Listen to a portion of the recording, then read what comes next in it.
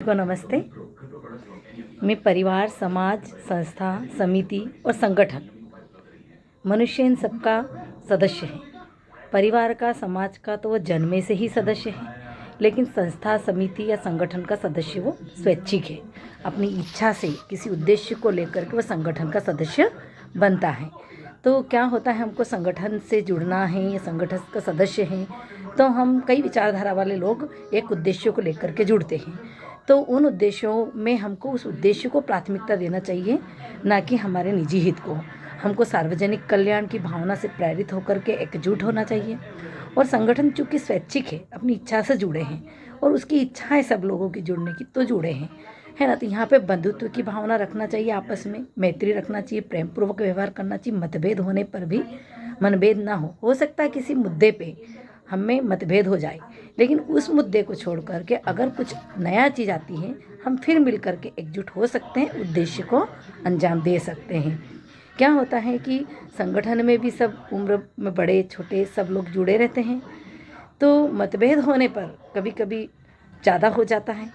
तो हमेशा बड़ों को क्षमाशील होना चाहिए, और छोटे तो थोड़े उद्दंड होते ही हैं, तो बड़ों को क्षमा कर देना चाहिए। छोटे तो क्रोध में उद्दंडता करते भी हैं, तो उसको भुला करके आगे बढ़ना चाहिए।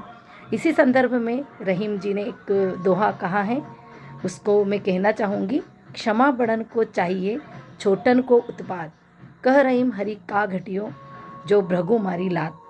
अर्थात क्या हुआ था, भगवान विष्णु को भृगु ऋषि ने उनकी क्षमाशीलता या सहिष्णुता की परीक्षा लेने के लिए उनके वक्ष पर लात मारी।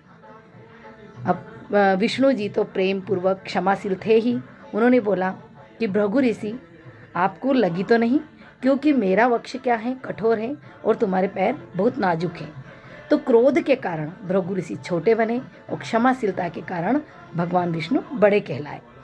तो कभी कभी क्या होता है कि सारी गलतियाँ, जो गलती करने वाला मनुष्य हमेशा मारपीट करके ही नहीं करता। हमारी जीवा बड़ी कठोर है, खराब है, कुछ भी बोल देती है, तो कभी कभी गलतियाँ हमारी जीवा से भी होती है। तो रहीम जी ने इस संदर्भ में भी एक बात कही है, रहीमन जीवा बावरी रहीमन जीवा बावरी कह गई सरग पाताल, आप कहीं भीतर गई जूती खाते कपाल। यानी क्या होता, जीवा कुछ भी बोल करके अंदर चली जाती है, लेकिन जूती किसको पड़ती है, सिर को पड़ती, कपाल को पड़ती है।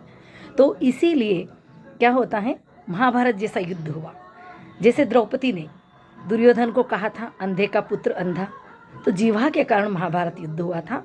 इसलिए हमको हमेशा मारपीट वाली बात ही नुकसान नहीं पहुंचाती है।